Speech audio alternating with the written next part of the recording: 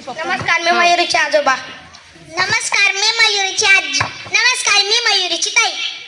आता आम्ही आमच्या नाटिकाला सुरुवात करत आहोत. चला चला जेवायला बसू. पण मयुरी दिसत नाही. ती तर सगळ्यांच्या अगोदर हजर असती. तिला थोडा ताप आहे. मगाशीच मी तिला महोदयबा दिला होता. आता तिचा जरा डोळा लागला आहे. बरं बरं, झोपू दे तिला. आपण जेवायला सुरुवात करू.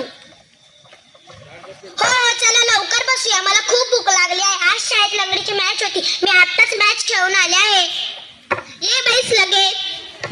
अगं आई, हे काय कोबीची भाजी कशाला ग केलीस? तुला माहित आहे ना मला आवडत नाही. मला नको ग बाई.